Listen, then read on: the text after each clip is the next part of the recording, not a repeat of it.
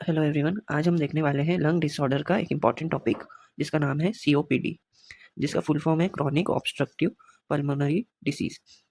आइए इसकी डेफिनेशन के द्वारा समझते हैं क्या है सीओपीडी। A chronic progressive lung disease characterized by persistent air flow limitation that is not fully reversible. COPD एक लंबी और प्रोग्रेसिव लंग डिसीज है जो कि इरिवर्सिबल है और जो परसिस्टेंट एयर फ्लो का लिमिटेशन है, उसे ही सीओपीडी कहा गया है। इसके कॉजेस क्या हो सकते हैं? मेन कॉज स्मोकिंग है। स्मोकिंग के द्वारा सीओपीडी उत्पन्न होता है। दूसरा है एयर पॉल्यूशन। तीसरा है ऑक्यूपेशनल एक्सपोजर, जैसे डस्ट हो गए, केमिकल्स हो गए। फोर्थ है जेनेटिक। इसमें एक प्रोटीन है जिसका नाम है अल्फा 1 एंटीट्रिप्सिन, जिसकी डेफिशिएंसी के कारण लंग का प्रोटेक्शन कम हो जाता है, जिसकी वजह से लंग डैमेज होने लगता है और chronic obstructive pulmonary disease rise होती है, रिस्क बढ़ जाता है। इसकी पैथोफिजियोलॉजी देखेंगे तो इसमें पहले क्रोनिक इन्फ्लेमेशन होगा एयरवेज में, फिर धीरे धीरे नैरोइंग होगी ब्रोंकाई की, जिसके कारण म्यूकस का हाइपर सिक्रीशन होगा। तो जैसे ही क्रोनिक इन्फ्लेमेशन हुआ उसके बाद ब्रोंकाई नैरो हो जाएगी और म्यूकस का हाइपर सिक्रीशन होगा और उसी के साथ डिस्ट्रक्शन ऑफ एल्व्यूलाई होने लग जाएगा और इलास्टिसिटी डिक्रीज हो जाएगी, जिसके कारण एयर ट्रैपिंग होगी और गैसियस एक्सचेंज कम हो जाएगा, जिसके कारण हाइपोक्सिया यानी ऑक्सीजन की कमी होगी और हाइपर कैप्निया यानी कार्बन डाइऑक्साइड की मात्रा बढ़ जाएगी। तो ये है इसकी पैथोफिजियोलॉजी। इसके टाइप्स देख लेते हैं। दो टाइप्स है, क्रॉनिक ब्रोंकाइटिस और एम्फाइसीमा। क्रॉनिक ब्रोंकाइटिस को ब्लू डॉटर भी बोला है और एम्फाइसीमा को पिंक पफर बोला है। क्रॉनिक ब्रोंकाइटिस में productive cough more than 3 months per year रहेगा और साइनोसिस दिखेगा और ओवरवेट पर्सन रहेगा। एम्फाइसीमा में डिस्ट्रक्शन ऑफ एल्वियोलाई है मेन सिम्टम।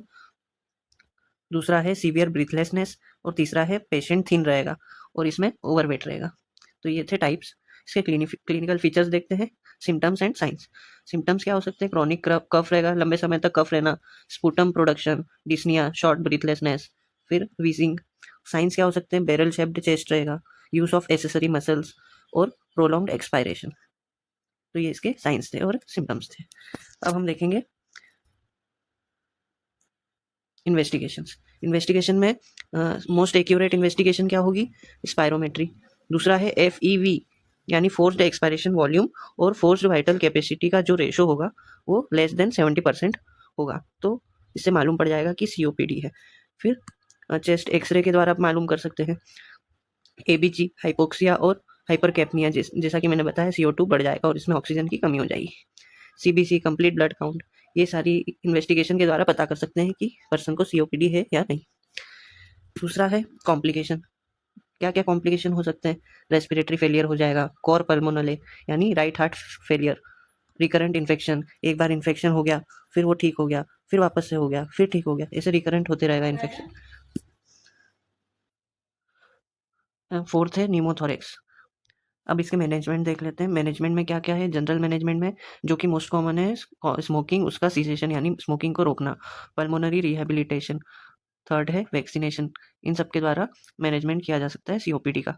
ड्रग्स क्या क्या प्रोवाइड करेंगे? ब्रोंकोडायलेटर्स, कॉर्टिकोस्टेरॉइड्स, ये इम्यूनोसप्रेसेंट्स भी है तो ये दोनों पे काम करेंगे।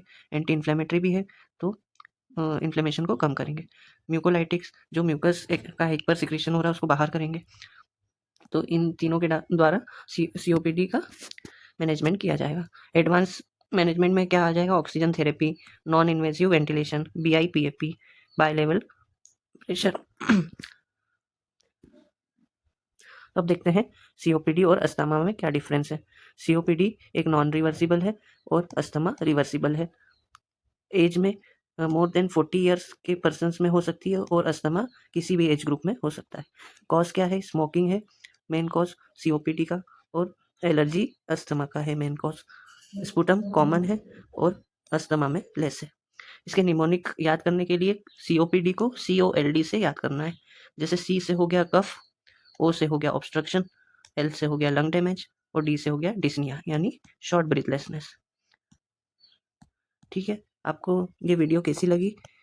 वीडियो अच्छी लगी हो तो लाइक कर देना, चैनल पे नए हो तो सब्सक्राइब कर देना और कमेंट में बताना कि आपको नेक्स्ट टॉपिक पे कौन से टॉपिक पे वीडियो चाहिए, कमेंट में बता देना। Thank you everyone.